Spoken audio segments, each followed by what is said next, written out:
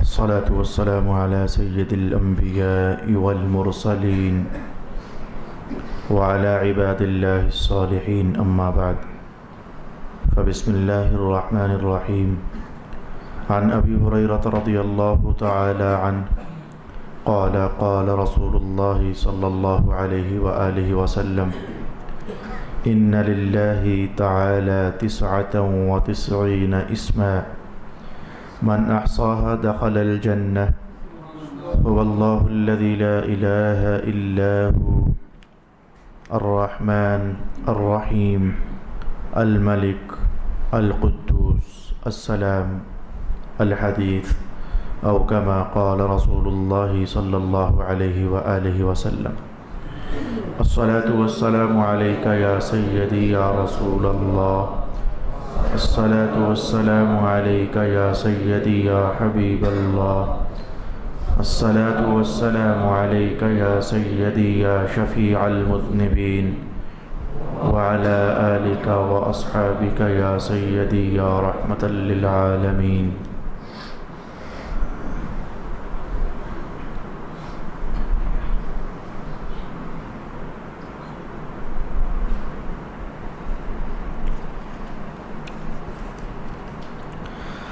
اللہ رب العالمین کے سارے نام پاکیزہ ہیں، خوبصورت ہیں۔ اللہ کے اسماء پر مفسرین کرام نے اور محدثین عظام نے جو کچھ ارشاد کیا ہم سیکھ رہے تھے۔ لفظ اللہ پر گفتگو اور بحث کا کچھ حصہ ہم نے سیکھا۔ اس کے بعد رحمان اور رحیم اللہ تعالیٰ کے دو صفاتی نام ہیں، ان کے متعلق ہم نے معلومات پائیں۔ آج کی نشست کے لیے اللہ تعالیٰ کا ایک دوسرا صفاتی نام الملک ہم سیکھنا چاہیں گے، اور ایک تیسرا القدوس سیکھنا چاہیں گے، اور السلام سیکھنا چاہیں گے۔ امید ہے کہ نشست کے اختتام تک ہم ان تینوں اسماء بابرکات کے متعلق کچھ نہ کچھ تعلیمات اور معلومات حاصل کرنے کی کوشش کر پائیں گے، اور اللہ میں توفیق عطا فرمائے گا۔ اللہ تعالیٰ کا ایک صفاتی نام ہے الملک، اور ایک صفاتی نام ہے مالک۔ یہ دونوں ایک نہیں ہیں، یہ دونوں الگ الگ ہیں۔ مالک یوم الدین سورۃ الفاتحہ میں استعمال ہوا۔ الملک یہ قرآن حکیم میں سورۃ الحشر کے اختتامی مراحل میں هو اللہ الذی لا الہ الا هو الملک القدوس السلام المؤمن، بلکہ یہ تینوں اسماء گرامی ابھی جو میں نے تلاوت کر دی آیت، اس میں اسی ترتیب کے ساتھ پڑھے گئے اور استعمال کیے گئے۔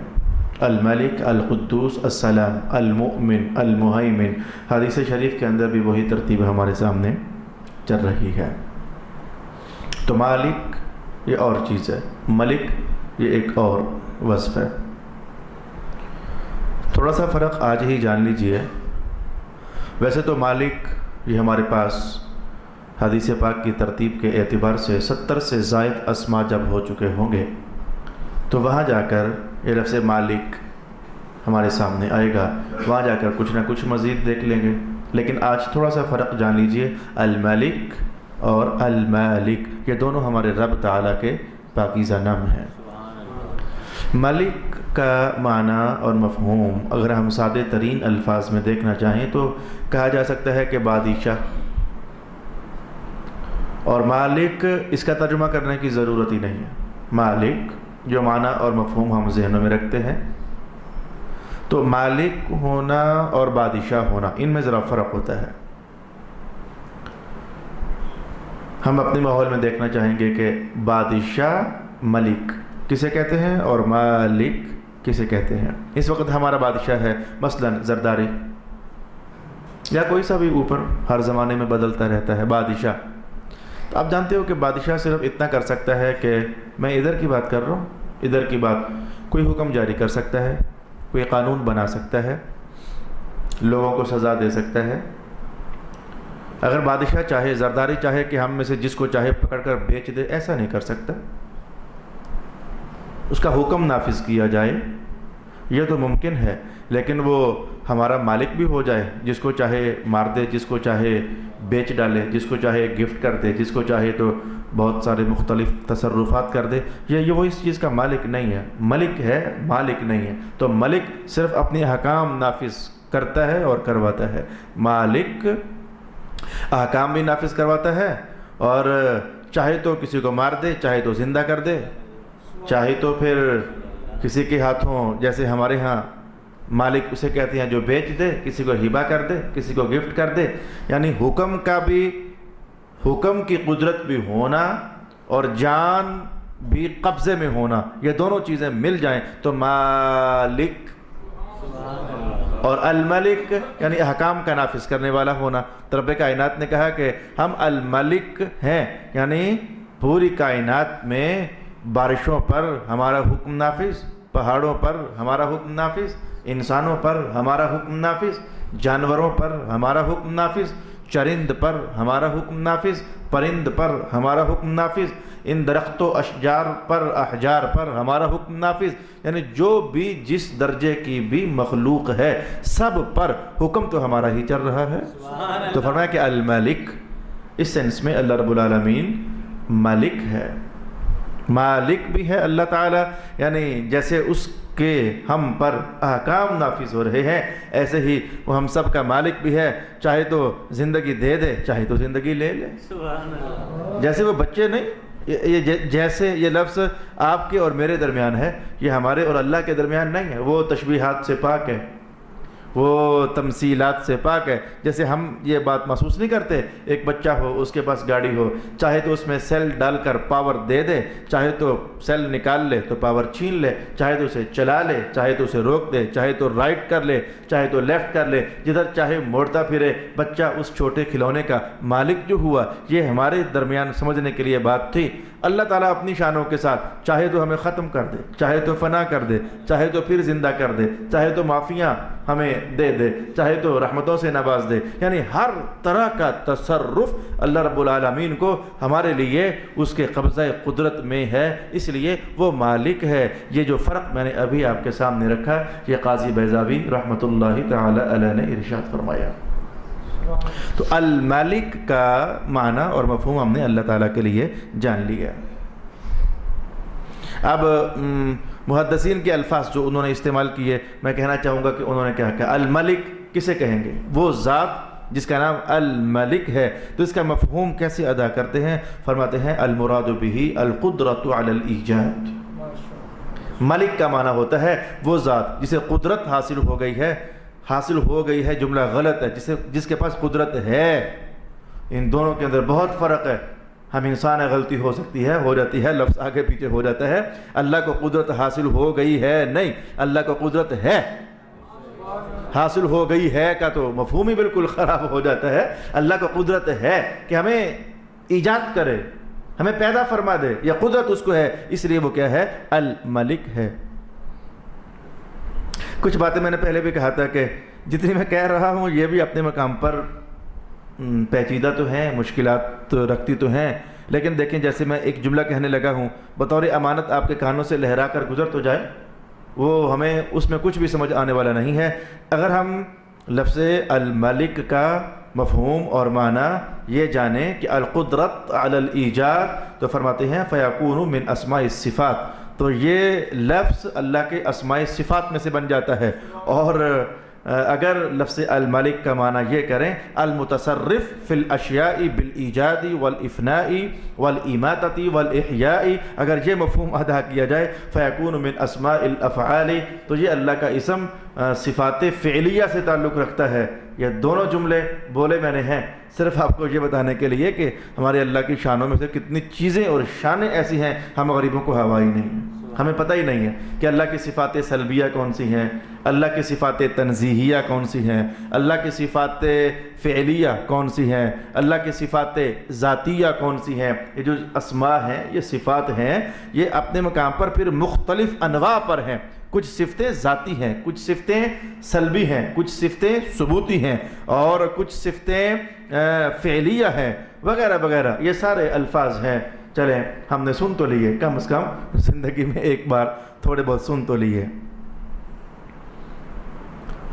اگلا اسم گرامی ہے القدوس. اس کے بعد جا کر پھر مجھے تھوڑا سا کچھ کہنا ہوگا. القدوس، قدوس کسے کہتے ہیں؟ قدوس کا مفہوم کیا ہوگا؟ کون سی ذات ہے جسے قدوس کہا جائے گا؟ میں الفاظ آپ کے لیے تلاوت کرتا ہوں. الطاہر المنزہ فی نفسہ عن سمات النقصان. یہ جملہ بہت غور سے سمجھے گا، مجھے یہاں رکنا ہے، مجھے کچھ مجبوری ہے، چند باتیں آپ سے کرنی ہیں. ہمارے رب کی ایک شان ہے، وہ قدوس ہے. تو قدوس کیا ہوتا ہے؟ میں نے آپ کے لیے الفاظ تلاوت کیے، میں اس کا ترجمہ کرنے لگا ہوں. قدوس ایسی ذات جو طاہر ہے، اپنے آپ میں طاہر ہے، پاک ہے، منزہ ہے. کس چیز سے؟ نقصان اور نقصان کی علامات سے. جس ذات میں نقص نہ ہو اسے کہتے ہیں قدوس. یہ جملہ بہت آسان ہو گیا. توجہ کو روکیے گا، کچھ کہنا چاہتا ہوں. جب میں کچھ کہنا چاہتا ہوتا ہوں تو آپ کو سمجھ آتی ہے کہ مسلک کی بات ہے. سبحان اللہ. اللہ کی شان کیا ہے؟ وہ قدوس ہے. قدوس کا معنی ہوتا ہے ہر نقص سے پاک. کسی نقص کا وہاں شائبہ بھی نہیں، کسی نقص کا وہاں امکان بھی نہیں، کسی نقص کا وہاں سے گزر بھی نہیں، کسی نقص کا اللہ سے تعلق بھی نہیں. قدوس کا معنی کچھ ایسا ہوتا ہے. کوئی نقص نہیں اللہ کی ذات میں. جس نے کہا القدوس وہ اقرار کر رہا ہے اے اللہ تو ہر نقص سے پاک ہے. اور یہ مسلمانوں کا عقیدہ ہے. اللہ تعالیٰ اہل سنت کو آباد شاد رکھے. جو ادب کی دولت اللہ نے اہل سنت کو عطا فرمائی وہ ان کے ایمان کے چمک جانے کے لیے بہت کافی اور شافی ہے. علم بڑی خوبصورت چیز ہے، لیکن علم اور ادب اگر مل جائیں تو بہت ہی خوبصورت ہے. صرف علم کا ہونا بھی بعض اوقات بندہ جب بپھر جائے نا اپنے علم پر ناز کرتے ہوئے، علم نقصان نہیں کرتا، بندہ خود بپھر جاتا ہے. بندہ اپنے علم پر مان کرتے ہوئے بپھر جائے تو پھر بندے کا یہ علم اس کے لیے فائدہ مند نہیں ہوتا. بندہ خود ہی اپنے آپ کو تاریکیوں کے گھڑوں میں جا پھینکتا ہے. اور علم اور ادب مل جائے تو بلا شبہ کہا جا سکتا ہے کہ اس کی خوبصورت تصویر ابو بکر ہیں، خوبصورت تصویر حضرت عمر ہیں، خوبصورت تصویر حضرت عثمان ابن عفان ہیں، خوبصورت تصویر حضرت علی المرتضیٰ مولا مشکل کشا ہیں، خوبصورت تصویر حضور کے تمام اصحاب ہیں. علم بھی جگمگا رہا ہے اور ادب بھی اپنی خوشبوئیں بکھیر رہا ہے. وہ بات میں نے ابھی تک آپ سے کہی نہیں. قدوس اہل سنت نے قرآن پاک کا ترجمہ کیا اور ترجمہ کرتے ہوئے بڑے مشکل ترین مراحل آئے اور وہاں ضرورت تھی کہ کچھ ایسے ترجمہ کیا جائے کہ اللہ کی شان بھی سلامت رہے، علم بھی بے آبرو نہ ہو جائے اور ادب بھی اپنی بہاریں لوگوں کے سامنے لائے. میں اس کی مثال کہہ دیتا ہوں. مثال کے طور پر ایک آیت آتی ہے وَمَكَرُوا وَمَكَرَ اللَّهُ. قرآن پاک میں یہ 2-3 بار یہ لفظ استعمال ہوا وَمَكَرُوا وَمَكَرَ اللَّهُ. تو کتنے ترجمہ کرنے والے ایسے تھے کہ وہ بس علم کی حد تک رہے، ادب کا دامن چھوڑ دیا. اللہ کی صفات جس بات کا تقاضا کرتی تھی تو ان کے ذہن سے نکل گیا، ترجمہ بے دھڑک کر دیا. کافروں نے مکر کیا تو اللہ نے مکر کیا، اللہ نے مکر کیا. خطرناک ترجمہ ہو گیا. اعلیٰ حضرت فاضل بریلوی رحمۃ اللہ تعالی علیہ اور اہل سنت کے جو دوسرے اکابر مترجمین ہیں انہوں نے ترجمہ کرتے ہوئے یہ نہ کہا کہ مکروا مکر اللہ، کافروں نے مکر کیا اللہ نے مکر کیا. نہیں، انہوں نے کہا کافروں نے مکر کیا اللہ نے خفیہ تدبیر فرمائی. سمجھ تو آپ رہے ہیں کہ بھئی خفیہ تدبیر کہنے میں اور مکر کہنے میں فرق تو ہے. اہل سنت کو مجبوری کیا پیش آئی تھی کہ وہ کہہ رہے تھے کہ اللہ مکر نہیں کرتا. ترجمہ کرتے ہوئے یہ نہیں کہنا کہ اللہ نے مکر کیا. مجبوری کیا پیش آئی تھی؟ کہنے لگے کہ رب کائنات نے خود قرآن حکیم میں کہا جو ہے کہ میں قدوس ہوتا ہوں, اور قدوس ہوتا ہی وہ ہے جس میں نقص ہوتا ہی نہیں. اور مکر تو بہت بڑا نقص ہے. مکر تو بہت بڑا نقص ہے. کوئی بندہ بھی کہہ سکتا ہے مولانا خود رب کائنات نے کہا جو ہے مکر اللہ. رب کائنات نے خود کہا جو ہے مکر اللہ. تو میں جواب میں کہنا چاہوں گا کسی دوسری زبان کے لفظ کو کنورٹ کرنا ہو اپنی زبان میں تو کچھ ادب آداب کے تقاضے بدل بھی جاتے ہیں. عربی میں لفظ دال فا عین استعمال ہوتا ہے. یدفع دفع یدفع دفع یہ لفظ استعمال ہوتا ہے عربی زبان میں, لیکن بس اس معنی میں کہ بس ہٹا دیا آگے سے, پیچھے کر دیا آگے سے. تو عربی میں لفظ دفع حدیث پاک میں کئی بار استعمال ہوا. کوئی منفی سا مفہوم نہیں ہوتا عربی بولتے پڑھتے سنتے لکھتے وقت, لیکن یہی لفظ جب ہماری زبان میں آ جاتا ہے دفع ہو جا, یہ لفظ خطرناک ہو جاتا ہے.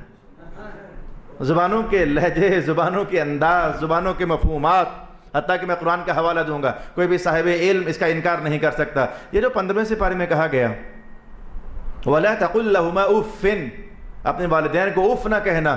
عربی میں لفظ اف کہنا والدین کو تکلیف کا باعث ہے. اس پر محدثین نے کہا اور مفسرین نے کہا اور فقہاء نے کہا کہ اگر یہی لفظ اف کسی ماحول میں عزت کے معنی کے لیے استعمال کیا جاتا ہو تو اب کہنے میں کوئی حرج نہیں ہے. بھئی ایک ماحول میں لفظ اوف تکلیف کا باعث ہے, ایک دوسرے ماحول میں لفظ اوف عزت کا اگر باعث ہے تو تکلیف کا باعث بننے سے روکا گیا ہے, عزت کا باعث بننے سے نہیں روکا گیا ہے. بھئی اس پر مثالیں بہت ساری ہیں, وقت ضائع نہیں کرنا ہمیں. بس اتنا کہنا چاہتا ہوں کہ ترجمہ کرتے وقت اپنی زبان کے جو تقاضے ہوتے ہیں کہ کون سا لفظ ہمارے ہاں باعث عزت ہے اور کون سے لفظ میں ہم نقص محسوس کرتے ہیں, یہ بات ملحوظ خاطر رکھنا بہت ضروری ہوتا ہے. تو لہذا اللہ کو یہ کہنا کہ اللہ نے مکر کیا, یہ مفہوم انتہائی خطرناک ہو گیا. لہذا اہل سنت اس کا ترجمہ کرتے ہیں کہ کافروں نے تو کیا مکر, اللہ نے اس مکر کی خفیہ تدبیر فرمائی, نتیجہ سامنے لے آیا. اللہ تعالی یخادعون اللہ والذین آمنوا وما یخدعون الا انفسهم, جب بھی یہ منافق طبقہ دھوکہ دینا چاہتا ہے تو ان کا دھوکہ انہی پر پلٹ آتا ہے. یہ خود اپنے آپ کو گویا دھوکہ دے رہے ہوتے ہیں. تو وہ جو خود اپنے آپ کو دھوکہ دے رہے ہوتے ہیں, ان کا اوروں کو دھوکہ دینا, اس کا نتیجہ یہ بنتا ہے کہ یہ خود ہی اپنے آپ اپنے ہی دھوکے میں آ جاتے ہیں. جیسے ایک نتیجہ, ایک ہوتا ہے کام, ایک اس کا نتیجہ ہے. یا ایھا الذین آمنوا توبوا الی اللہ, اے ایمان والو توبہ کرو اللہ کی طرف, توبہ کرو اللہ کی طرف. توبہ کا معنی جانتے ہو؟ گناہوں سے پلٹ آنا. اے ایمان والو گناہ چھوڑو, اللہ کی طرف آؤ. اور رب کائنات نے خود کہا تاب اللہ, اللہ نے توبہ کی. اب یہ ترجمہ اس کا بظاہر یہ بنتا ہے اللہ نے توبہ کی, لیکن ہماری زبان میں اللہ نے توبہ کی, اوہ کیا اللہ نے کچھ ایسا ویسا گناہ کیا تھا جو توبہ کی؟ تو معنی سمجھ آیا کہ ایک لفظ ایک مفہوم میں ایک مخلوق کے اعتبار سے کسی اور مفہوم کے لیے استعمال ہو رہا ہے, لیکن وہی لفظ جب رب کائنات کہے تاب اللہ, تھوڑی دیر کے لیے ہم بولتے ہیں ذرا اللہ نے توبہ کی, تو معنی توبہ کی نہیں بلکہ توبہ کرنے کا جو نتیجہ ہونا چاہیے اللہ نے وہ کام کیا. توبہ بندے نے کی, اس کا نتیجہ یہ ہونا چاہیے کہ توبہ قبول ہو جائے. اللہ نے توبہ کی یعنی اللہ نے لوگوں کی توبہ قبول فرما لی. فرق ہو گیا نا, وغیرہ اللہ نے توبہ کی, بندے نے توبہ کی.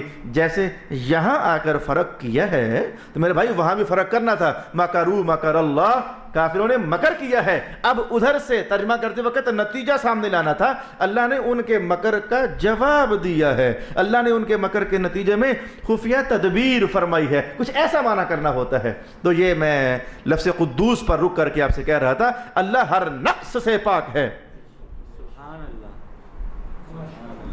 جب ہر نقص سے پاک ہے تو پھر میں حیران ہوں گا کہ کیسے لکھ دیا گیا اللہ جھوٹ بول سکتا ہے. یہ جملہ پھر خطرناک ہے, اللہ جھوٹ بول سکتا ہے. بھائی کیسے جھوٹ بول سکتا ہے؟ نہیں بول سکتا، اس لیے کہ اللہ نے خود کہا ہم تو قدوس ہوتے ہیں، ہم تو قدوس ہوتے ہیں، ہر نقص سے پاک ہوتے ہیں۔ جب ہر نقص سے اللہ پاک ہے تو لہذا اللہ کی شانیں کچھ ایسے ہوں گی۔ اللہ جھوٹ نہیں بول سکتا، اللہ وعدہ نہیں توڑ سکتا، اللہ کی یہ شان ہی نہیں ہے۔ وعدہ توڑنا نقص ہے، اللہ نقص سے پاک ہے۔ جھوٹ بولنا نقص ہے، اللہ نقص سے پاک ہے۔ اور ظلم کرنا نقص ہے، اللہ نقص سے پاک ہے۔ تو قدوس کچھ اس طرح کا مفہوم ادا کرتا ہے۔ اللہ تمام نقصوں سے پاک ہے، اللہ تعالیٰ تمام نقصانوں سے پاک ہے۔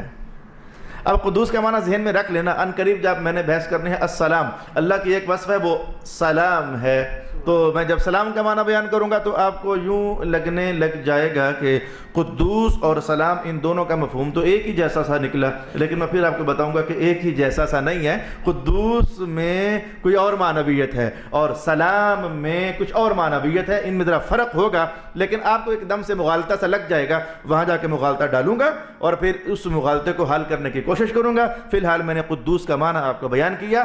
ایسی ذات کو قدوس کہتے ہیں جس میں نقص بھی نہ ہو، نقص کی علامت بھی نہ ہو۔ قدوس کا مفہوم ہی تو ہے جو آیت الکرسی میں استعمال کیا گیا۔ مثلا رب کائنات نے کہا وَلَا يَؤُودُهُ حِفْظُهُمَا لَا تَأْخُذُهُ سِنَةٌ وَلَا نَوْمٌ، اللہ کو نیند نہیں آتی، اللہ کو اونگ نہیں آتی، اللہ تھکتا نہیں ہے۔ یہ تھک جانا نقص ہے، اللہ نقص سے پاک ہے۔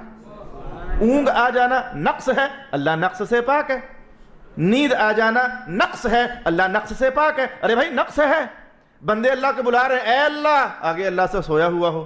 خود سوچو نا، مخلوقات اپنی حاجات اللہ کے سامنے رکھ رہے ہوں، اور اگر یہ شان ہوتی مثلا تو اللہ کے سویا ہوا ہوتا تو یہ پھر نقصان ہو گیا نا، نقص ہو گیا نا۔ اس لیے اللہ نے کہا ہم نہیں سوتے تاکہ تم جب بھی بلاؤ، تم جب بھی پکارو، ہماری رحمت تمہاری طرف متوجہ ہے۔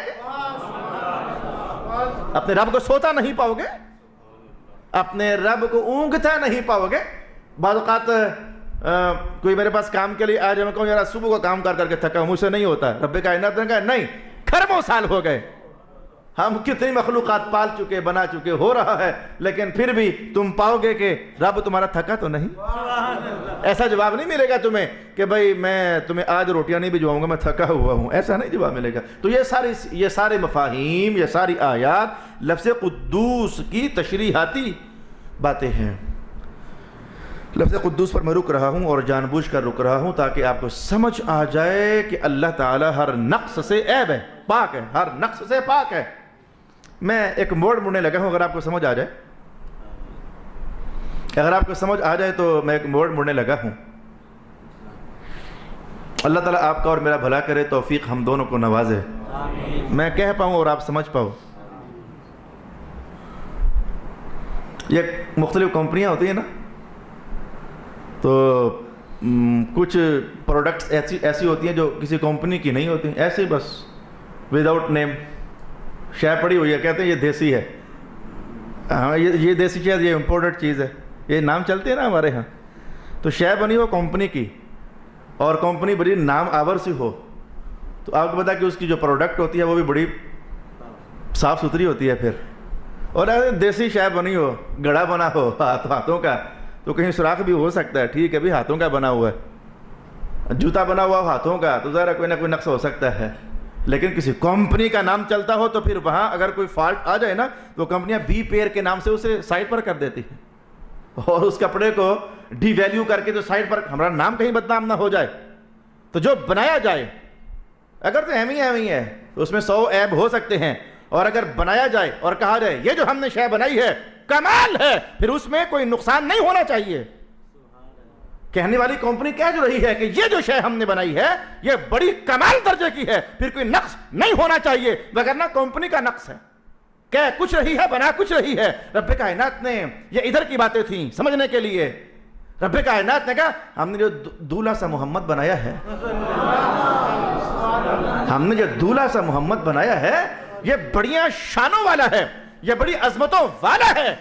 رب کہے احسن الخالقین، کہے ہمارا محمد بڑی شانوں والا ہے، اس کے تذکرے ہم کرتے ہیں، اس کا ذکر ہم اونچا کرتے ہیں، تو ایسی شانوں والا محمد رب بنائے بطور چیلنج، قرآن پاک نے کہا دیکھو اس میں ہے کوئی عیب، سبحان اللہ، تو وہاں بھی کوئی عیب ڈھونڈا جائے، ظالموں یہ تمہارا اعتراض سیدھا رسول اللہ کے سے ہٹ کر اللہ تک جا پہنچتا ہے۔ اللہ نے کہا تھا بلا عیب ہے، تم نے کہا نہیں عیب ہے، تو مولا تو نے تو کہا تھا بلا عیب ہے، تو اس میں تو عیب ہے۔ اللہ اپنے کہنے میں جھوٹا ہو گیا نا۔ رب کائنات کہ ہم قدوس ہوتے ہیں، ہم ہر نقص سے پاک ہوتے ہیں، ہم جو کہتے ہیں بات ویسے ہی ہوتی ہے۔ ہم نے کہا محمد بے عیب ہے تو جان جاؤ واقعی بے عیب ہیں۔ نعرہ تکبیر، نعرہ رسالت، نعرہ حیدری، علماء اہل سنت۔ تو محمد بے عیب ہیں یہ کس آیت کا ترجمہ ہے؟ بات سمجھنے میں تو چاہیے نا، ایسے ہی جوش میں تو نہیں نا، بات سمجھنے بھی تو چاہیے۔ یہ کس آیت کا ترجمہ ہے؟ لا عیب فی محمد، یہ کہاں ہے؟ آیت کوئی بھی نہیں، آیت کوئی بھی نہیں ہے۔ تو پھر یہ رب کائنات نے کہاں کہا ہے؟ اللہ، کئی انداز ہیں اس بات کو سمجھنے کے، کئی انداز ہیں اس بات کو سمجھنے کے۔ سورۃ کہف میں چلتے ہیں، مولا کائنات نے کہا الحمدللہ الذی انزل علی عبدہ الکتاب ولم یجعل لہ عوجا۔ تمام تعریفیں اس اللہ کی جس نے کتاب نازل فرمائی اپنے معظم بندے پر، اور اس معظم بندے میں کوئی ٹیڑھا پن نہیں ہے۔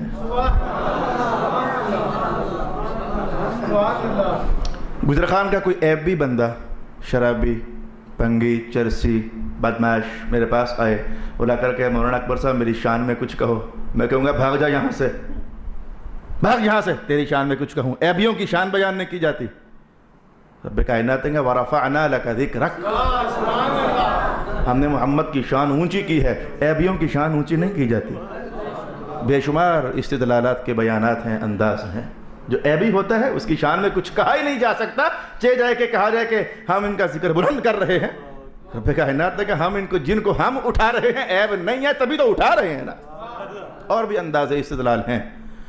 بہرکیف بھائی میں کہہ رہا تھا کہ القدوس، اللہ تمام نقصوں سے پاک ہے۔ اس نے کہا کہ محمد بڑے اچھے بنائے ہم نے، تو سمجھو کہ پھر محمد میں بھی عیب نہیں ہے، وگرنہ تو اللہ کی ذات پر اٹیک ہو گیا۔ کہا کیا تھا، کیا کیا ہے؟ رب نے کہا ہم جو کہتے ہیں وہی کرتے ہیں، اگر ویسا نہ کریں تو پھر عیب ہو گیا۔ اللہ قدوس ہے، عیب سے پاک ہے۔ مفہوم ذرا مشکل چل رہا ہے لیکن تھوڑا سا آپ کو سمجھ بھی آ رہا ہے۔ تو یہ زندگی میں بھی اللہ کی توفیق ہوئی، میں نے کہا چلیں اللہ تعالیٰ کے اسماء سیکھ لیں۔ ہم آج ہو گیا وَلِلَّهِ الْأَسْمَاءُ الْحُسْنَى، اللہ کے سارے نام اچھے ہیں، تھوڑا سا سیکھ لیا جائے۔ اللہ اکبر۔ میں نے کہا تھا ہر نام کی ایک تاثیر ہے، تو حضور پاک شروع میں آپ کو معنی بیان کیا نہیں تھا کہ بھئی جو بندہ ان اسماء میں جو کچھ ہے اسے اپنی عادت میں اتارے تو اللہ اسے جنت میں داخل کرے گا۔ پہلی حدیث کے اندر یہ جملہ میں نے آپ کو سنایا تھا۔ تو اس بار محدثین کہتے ہیں کہ لفظ الملک کے بارے میں اور لفظ القدوس کے بارے میں ہم لوگوں کا عملی رویہ یا نظریاتی رویہ کیا ہونا چاہیے۔ پڑھنا ایک اور شے ہے، سمجھنے کے اعتبار سے الملک کو ہم اپنے ذہنوں میں کیسے ڈائجسٹ کریں، لفظ قدوس کو اپنی زندگی میں کیسے اتاریں۔ فرماتے ہیں کہ جس نے کہا نا الملک، تو اس کے ذہن میں کم از کم اتنا مفہوم تو ہونا چاہیے نا۔ کتنا کو مفہوم؟ ان یعلم انہ هو المستغنی علی الاطلاق عن کل شیء وما عداہ مفتقر الیہ وجودہ وبقاؤہ ومسخر لحکمہ وقضائہ۔ تھوڑا سا بیان کر دوں، جو اپنے رب کو الملک سمجھتا ہے تو اسے جاننا چاہیے، کیا جاننا چاہیے؟ یہ جاننا چاہیے کہ سب کچھ اللہ کی محتاج ہے، اللہ کسی کا محتاج نہیں ہے۔ بادشاہ جو ہوا تو بادشاہ پبلک کا محتاج تو نہیں ہوا کرتا نا۔ دنیا کے بادشاہ ویسے محتاج ہوتے ہیں، ووٹ لیتے ہیں نا۔ آج ایک صاحب مجھ سے کہنے لگے علامہ صاحب ان سے کام تو کروا رہے ہو نا، تو کل کو ووٹ مانگیں گے۔ ایک صاحب کہیں گے کل کو ووٹ مانگیں گے، یہ کام ایسے نہیں کرتے، یہ کام کرنے کی قیمت لیتے ہیں، ووٹنگ کرتے ہیں تو قیمت دینی پڑے گی۔ تو ہمارا دنیا کے بادشاہ تو محتاج ہیں عوام کے، لیکن جو اللہ ہے ہمیشہ کا بادشاہ ہے، وہ کسی کا کوئی محتاج نہیں ہے۔ الملک کہنے میں اس سینس میں تھوڑا سا تو ہمیں مفہوم اپنے ذہن میں رکھنا چاہیے۔ قدوس پر قشیری کے الفاظ کہنے والا ہوں آپ کے سامنے۔ فرماتے ہیں جو بندہ اللہ کو قدوس مانے نا، تو پتہ ہے اللہ اس کو کیا جزا دیتا ہے۔ قدوس کا معنی جان گئے کہ اللہ ہر عیب سے پاک ہے، ہر نقص سے پاک ہے، بلکہ نقص کی سمات سے بھی پاک ہے۔ سمات یعنی علامات، کہ لگتا ہے کہ مولا علی قاری نے بیضاوی کے الفاظ اٹھا کر رکھے ہو، یہ سمات وغیرہ الفاظ وہ اپنی تفسیر کے اندر استعمال کرتے ہیں۔ تو اللہ نقصان اور نقص کی علامات سے بھی پاک ہے۔ تو اس پر علامہ قشیری کہتے ہیں کہ جو بندہ اللہ کو قدوس مانے، یعنی یہ سمجھے کہ ہمارا رب تو ہر عیب سے پاک ہے، ہر نقص سے پاک ہے، تو پتہ کیا ہوتا ہے، اللہ تعالیٰ بھی اس ماننے کی جزا میں اس بندے کے حق میں یہ فیصلہ اتارتا ہے کہ فرشتوں اسے تمام گناہوں سے پاک کر دیا جائے۔ جو ہمیں صاف ستھرا کہہ رہا ہے، پاک کہہ رہا ہے، ہر عیب سے دور کہہ رہا ہے، ہر نقص سے منزہ اور مبرہ کہہ رہا ہے، تو ہم اس کو اتنی جزا دے دیتے ہیں کہ اگر اس کے گناہ ہیں بھی نہ تو معاف کر دو، ہم اسے چھوڑ دیتے ہیں۔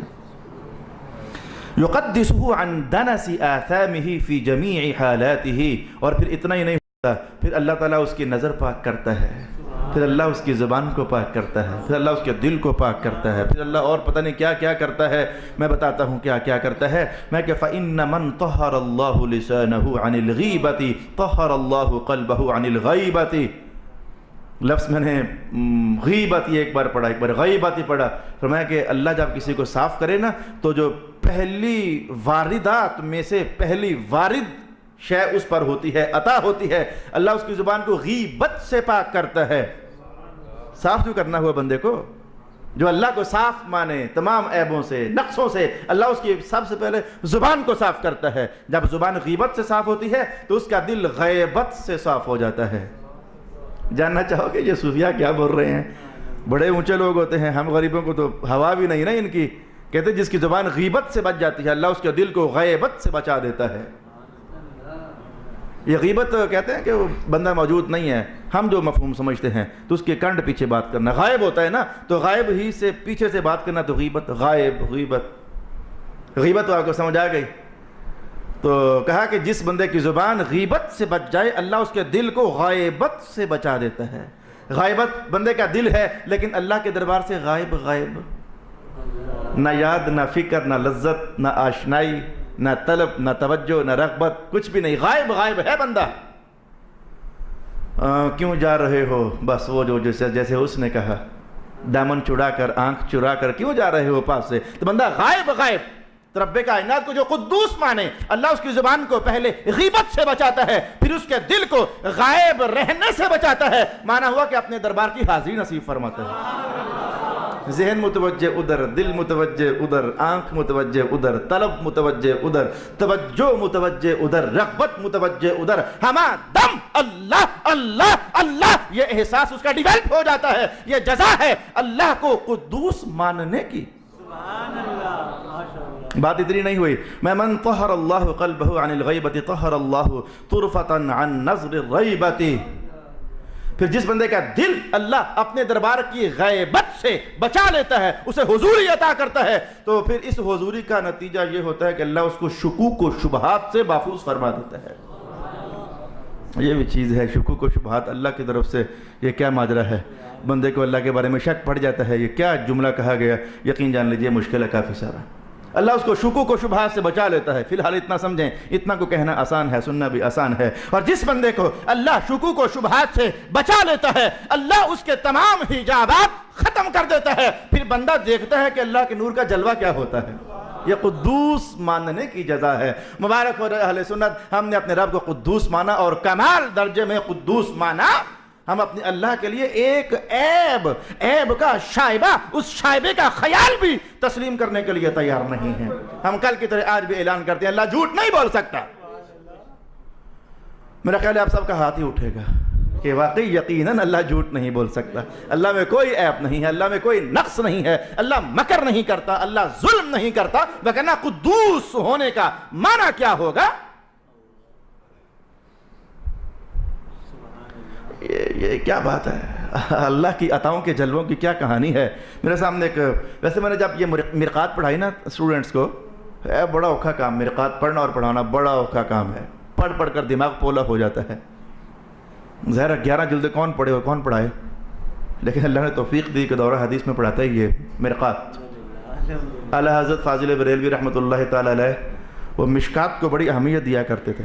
اس دور میں دورہ حدیث مشکات ہوتی تھی، اب بھی، اب تو اور کتب بھی ساتھ ہو گئے، لیکن مشکات سب کا مجموعہ ہے ہمارے استاد محترم علامہ نور احمد صاحب بندیالوی قدس سرہ العزیز، تو آپ چاہا کرتے تھے کہ حدیث پڑھاؤ تو ذرا بہت کھل ڈل کر پڑھاؤ تاکہ بچوں کو واقفیت حاصل ہو جائے کہ حدیث میں کیا نور ہے اور کیا ضیاء پاسی ہے۔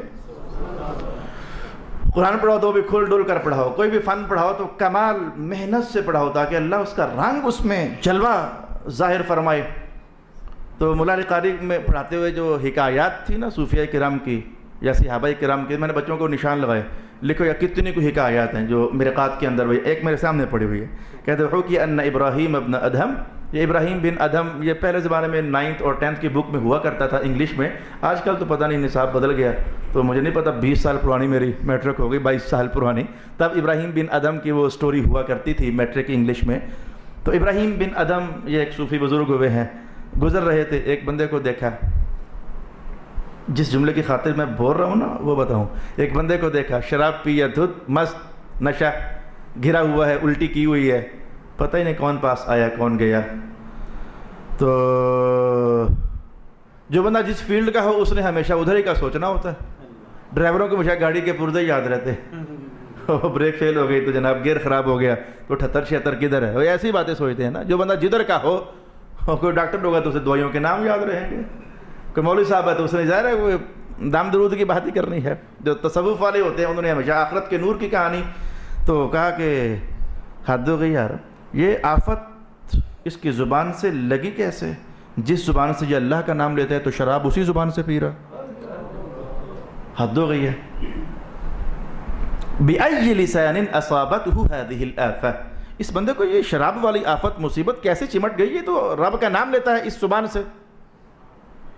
وَقَدْ ذَكَرَ اللَّهَ بِهِ، دل میں خیال آیا، اپنے وہ کپڑا سا یا جو شابی لیا، اس کے منہ سے وہ جو الٹی شراب کی ہوئی تھی، تو یہ سوچ کر یہ اپنے رب کا نام لیتا ہے، اس کا منہ ہی صاف کر دوں۔ وہ شراب الٹی صاف کر دی تو چلے گئے ابراہیم ابن ادہم، چلے گئے۔ یار اس کی زبان پلید ہو گئی ہے، اس بیچارے کو پتہ نہیں چلا، غلطی ہو گئی اس سے، زبان کو تو ستھرا رہنا چاہیے، اللہ کا نام لیتا ہے، اللہ کی محبت میں یہ کام کیا اور چلے گئے۔ تو جیسے اللہ قدوس ہے تو اس کا نام لینے والی زبان بھی تو صاف ہونی چاہیے۔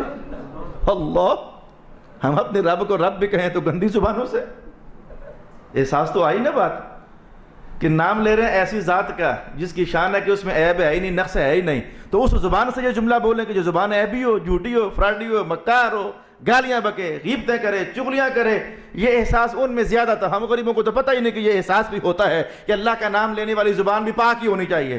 جس ذات کو پاک کہا جا رہا ہے تو کہنے والی زبان بھی پاک ہی ہونی چاہیے۔ کہا اس زبان سے رب کا نام لیتا ہے تو شراب صاف کر دیا، چلے گئے۔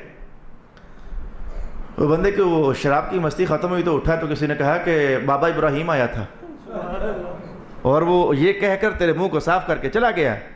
اسے بڑی تکلیف ہوئی کہ میں نے ایسا جرم کیا اور بابا نے دیکھ لیا، اور جیسے ہم جو کہیں کہ غریب نواز نے دیکھ لیا، پھر میرے لیے شاہ صاحب نے دیکھ لیا، پاس سے گزر کے ہمیں اس ایپ میں دیکھ شرم آتی ہے نا، تو گیا مسجد میں توبہ کیا، اللہ پکی توبہ، آج کے بعد شراب نہیں پیوں گا۔ انہوں نے منہ صاف کیا، اللہ نے دل صاف کیا۔ تو خواب میں ابراہیم بن ادہم کو اللہ رب العالمین نے ارشاد فرمایا کہ کان قائلا یقول له غسلت لاجلنا فمه غسلنا لاجلک قلبه، ابراہیم تو نے ہماری وجہ سے اس کا منہ صاف کیا، ہم نے تمہاری وجہ سے اس کا دل صاف کر دیا۔ تم نے ہماری وجہ سے کیا، اپنے رب کا سونا نام لیتا ہے، منہ اس کا پلید ہو گیا، ہماری وجہ سے اس کا منہ صاف کیا، ہم نے تمہاری وجہ سے اس کا دل صاف کر دیا۔ اس لیے اہل اللہ بڑے کمال چیز ہوتے ہیں، بڑی کمال چیز، اللہ کی عطاؤں کا مظہر، اللہ کے انوار کا مظہر، اللہ کی تجلیات نوازشات کا مظہر، تمہاری وجہ سے ہم نے اس کا دل صاف کر دیا۔ تو قدوس کا مفہوم آپ جان پائے کہ کچھ ارد گرد کی باتیں بھی ہم نے سیکھی، ہر عیب سے پاک، ہر نقص سے پاک۔ مجبوری تھی رکنا یہاں، کافی دیر تک رکا رہا۔ السلام، آج کا تیسرا لفظ السلام۔ وقت ہمارا سمٹ گیا ہے، آپ کو بات بھول جائے گی اگلے نشست تک جو میں نے کہا تھا کہ قدوس اور سلام میں لگتا ہے کہ یہ دونوں ایک ہی جیسے لفظ ہیں، حالانکہ الگ الگ ہیں۔ چھٹی بھی کی جا سکتی ہے اگر آپ کی اجازت ہو تو ایک لفظ پتہ نہیں اگلی بار زندگی بھی ہے کہ نہیں. صاف سی بات ہے نا جی. او دیکھو اللہ پاک نے تو نے ہماری وجہ سے اس کا منہ صاف کیا, ہم نے تیری وجہ سے. تو کیا معلوم کہ آج ہم کہ مولا پتہ نہیں زندگی ہے کہ نہیں, تو تیری محبت کی وجہ سے ایک اور نام تیرا جان ہی جائیں. تو اللہ تعالیٰ نوازش تو ہے نا اس کے, ہم سیکھ لیتے ہیں. اجازت ہے سیکھ لیں. السلام, اللہ سلامتی والا ہے. اس لفظ کا معنی کیا ہے؟ سلامتی والا ہے ویسے مصدر. تو علماء جانتے ہیں کہ یہ مصادر کا حمل نہیں ہوتا, اور یہ حمل وہ نہیں جو آپ سمجھتے ہو, پریگنینسی وہ نہیں. حمل یہ ایک اور شے ہے, علم النحو کی اصطلاح ہے. تو یہ حمل کی کتنی اقسام ہیں؟ صفت محض کا ذات محض پر, ذات مع الوصف کا ذات محض پر, صفت محض کا صفت محض پر, صفت محض کا ذات محض پر. وہ 9 اقسام ہیں حمل کی. ہمیں ان سے کیا لگے؟ آپ یوں سمجھیں کہ ان علماء کے لیے سمجھیں یہ حمل بالمبالغہ ہے, یعنی اللہ کمال سلامتی والا ہے. آپ کے اور میرے مطلب کی کہانی یہ ہے, اللہ کمال سلامتی والا ہے. تو سلامتی والا ہے اس کا معنی کیا ہے؟ 2-3 طریقے سے اس جملے کو ہم سمجھیں گے, اس لفظ کو. اللہ سلامتی والا ہے, سلام, اللہ سلامتی والا ہے. کیا معنی؟ ایک معنی تو یہ ہے ذو السلامتی عن عروض الآفات مطلقا ذاتا وفعلا وصفتا. اللہ کی ذات میں سلامتی ہی سلامتی ہے, کوئی عیب نہیں ہے, کوئی عیب اس پر آتا نہیں ہے. یہ عروض, عن عروض, کوئی عیب اس پر عارض ہوتا نہیں ہے, کوئی نقص اس پر آتا نہیں ہے. تو نقصوں سے پاک ہے. السلام, اللہ سلامتی والا ہے, کوئی عیب اس پر آتا نہیں ہے, عیبوں سے پاک ہے. کوئی نقص اس پر آتا نہیں ہے, یعنی نقصوں سے پاک ہے. لگا پتہ کہ قدوس بھی تو ابھی ہم یہی پڑھ کر آئے. قدوس, اللہ نقصوں سے پاک ہے, اللہ عیبوں سے پاک ہے. تو سلام, اللہ نقصوں سے پاک ہے, اللہ عیبوں سے پاک ہے, کوئی نقص اس پر آتا نہیں, کوئی عیب اس پر آتا نہیں. لگا نا کہ یہ ایک ہی بات ہے, حالانکہ یہ ایک بات نہیں ہے. اللہ قدوس ہے, عیبوں سے پاک ہے. اللہ سلام ہے, عیبوں سے پاک ہے. ارے بھائی یہ کیا بات ہو گئی؟ لفظ 2 ہیں تو کیا دونوں کا ایک ہی معنی ہے؟ یہ دلچسپی تھی جو میں چاہ رہا تھا کہ آپ کو ابھی بتا دوں. اگلی نشست میں تو آپ بھول جاؤ گے کہ قدوس کا ہم نے کیا معنی سیکھا تھا. تو پھر توجہ کر لیجئے, زیادہ ٹائم نہیں لوں گا. بعض اوقات یہ ماحول کی باتیں بڑی مدد کرتی ہیں ہماری. ایک بار میں نے ایک موٹر لی گھر کے لیے, تو جناب جب چلی تو ایسی شراٹ چھوڑے, آواز اونچی. میں نے کہا بھائی صاحب یہ آواز بڑی ہے. کہہ رہا کہ بیرنگ چینج کر دو. میں نے کہا کر دو. آواز پھر ختم نہیں. میں نے کہا اب, کہتا ہے گریس وریس کر لیتے ہیں. میں نے کہا کر دو. آواز پھر ختم نہیں. کہنے لگا یہ اس کا جینون فالٹ ہے. یہ جب یہ بنی تھی نا اسی وقت سے یہ فالٹ ہے. یہ بعد میں کوئی شے, بعد میں نہیں کوئی فالٹ پیدا ہوا, یہ تھا یہ ایسے ہی بس خرابی کبھی کبھی ہو جاتی. جینون فالٹ ہے, اوریجنل فالٹ ہے اس کا, بعد میں پیدا نہیں ہوا. موٹریں خراب ہو جاتی ہیں, بعد میں کوئی ایپ پیدا ہوتا ہے, پانی گر گیا, بارش آ گئی, خراب ہو گئی, لیکن یہ پہلے تھی نہیں اب ہوئی ہے. تو کبھی شے اصل ہی سے خراب ہوتی ہے, اور کبھی شے اصل سے خراب نہیں ہوتی, بعد میں خراب ہوتی ہے. فرق سمجھ آ گیا؟ کبھی شے نفس پلید پلید چکیتا مڈ پلید نہ ہنسی. کسی بزرگ کا وہ قول بھی, شعر بھی آ گیا ہے نا. تو کبھی شے اصل ہی سے ہوتی خراب ہے, اور کبھی اصل میں خراب شراب نہیں ہوتی, بعد میں خراب ہو جاتی ہے. رب کائنات ہے کہ ہم قدوس ہیں, ہم سلام بھی ہیں. دونوں کا معنی کہ ہم نقصوں سے پاک ہیں, عیبوں سے پاک ہیں. اولا عیبوں ہی سے پاک ہے تو لفظ 2 بولے ہیں, 2 لفظ ارشاد ہوئے. فرمایا ہاں قدوس عیبوں سے پاک لیکن کسی اور مفہوم میں, السلام عیبوں سے پاک لیکن کسی اور مفہوم میں. کیا اور مفہوم ہے اللہ تعالیٰ؟ ہمیں کہ ہم اصل میں جو رب ہیں تو ہم میں بھی کوئی عیب نہیں, اور ہم وقت گزرتا چلا جا رہا ہے تو کوئی عیب اور نقص ہم پر طاری بھی نہیں ہوتا. یعنی جینون فالٹ بھی نہیں ہے اور کوئی فالٹ آتا بھی نہیں ہے. فرق فوراً سمجھ آ گیا ہوگا. القدوس اللہ جب سے ہے, کبھی بھی اللہ کی ذات میں عیب تھا ہی نہیں. اور زمانے گزرتے چلے جا رہے ہیں مخلوقات پر, زمانے مخلوق پر گزرتے ہیں, اللہ زمانوں سے پاک ہوتا ہے. یہ جملہ بھی آپ کو جاننا چاہیے. مخلوقات پر زمانے گزرتے چلے جا رہے ہیں, باقی تمام مخلوقات زمانہ گزرنے کے بعد فالٹ. بندہ گھٹنے میں درد, بازو میں درد, پٹا کھینچا گیا, نظر ویک ہو گئی، فالٹ پیدا ہو جاتے ہیں۔ رب کائنات نے کہا ہم اصل میں بھی نقصانوں سے پاک ہیں، اور تمہارے زمانے گزرے تب بھی تم پر نقصان آ سکتے ہیں، ہم پر نہیں آ سکتے۔ القدوس السلام۔